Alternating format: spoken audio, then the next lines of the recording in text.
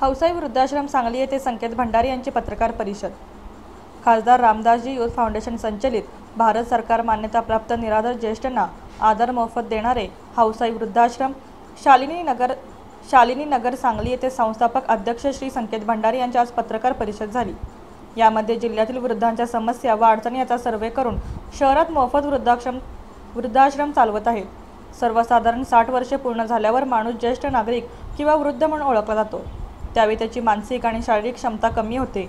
या वयात वृद्धांची वर्तणूक अगदी लहान मुलांसारखी असते व याच वयात वृद्धांना खरी गरज असते ती योग्य ठिकाणाच्या आश्रयाची व योग्य त्या सेवा आणि आधाराची।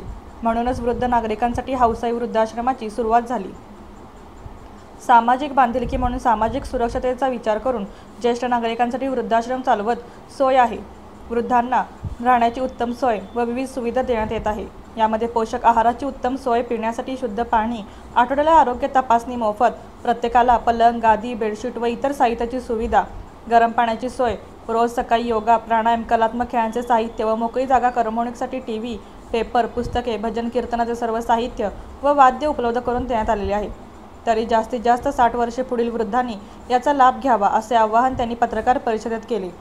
यावेळी अधीक्षक माननीय प्राचार्य अनिल कांबळे सर, अध्यक्ष सिद्धार्थ अनिल कांबळे सर, सचिव निलेश भंडारे सर व सर्व संचालक व व्यवस्थापक व कर्मचारी स्टाफ हजर होता। फाउंडेशनचं काम चौफेरपणे चालू आहे। आपल्या जिल्ह्यामधलं हे सगळं बघता आम्हाला असं वाटलं की आपल्या जिल्ह्यामध्ये एक चांगल्या पद्धतीचं मोफत वृद्धाश्रम व्हावं। आता वृद्धाश्रम आपल्या जिल्ह्यामध्ये भरपूर आहेत, 35-40 वृद्धाश्रम असतील। काही संस्थांची खाजगी आहेत, काही संस्थांची ग्रँटेबल आहेत, परंतु तिथं भरपूर अटी आहेत।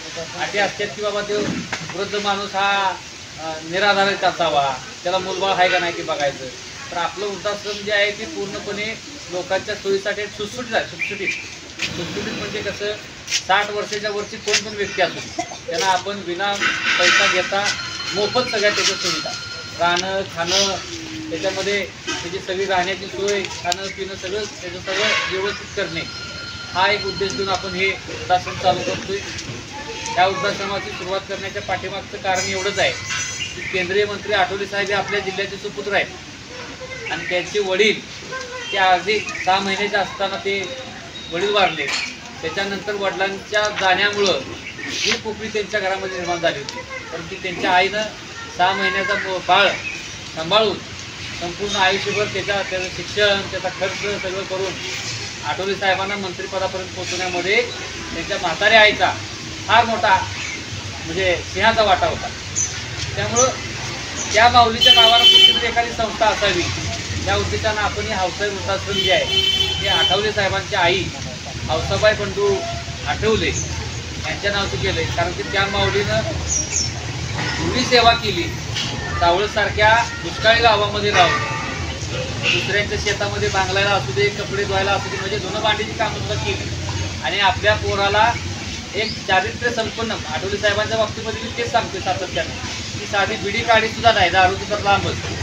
कुठलाही 40-45 वर्षे राजकारणामध्ये काम करत असताना एक शिरतुडा नाही त्यांच्यावर। म्हणजे असा मुलगा जन्माला घालून त्याला असं संस्कार देणं की आताच्या दुनियेमध्ये आताच्या काय दिवसामध्ये अशा काय माता भगिनी झालेल्या मला दिसत नाही। त्यामुळं त्यांचा आदर्श घेऊन त्यांचं नाव झालं पाहिजे। हौसाईच्या सारख्या अनेक महिला माता भगिनी झाली पाहिजे हा उद्देश ठेवून हे वृद्धाश्रम आपण या ठिकाणी चालू करतोय। गेल्या 2-2.5 वर्षापासून एक चांगल्या पद्धतीने इथं वृद्धाश्रम आम्ही स्वतःच्या खर्चाने चालवायचा प्रयत्न केला आणि त्याला आम्हाला यश आलं।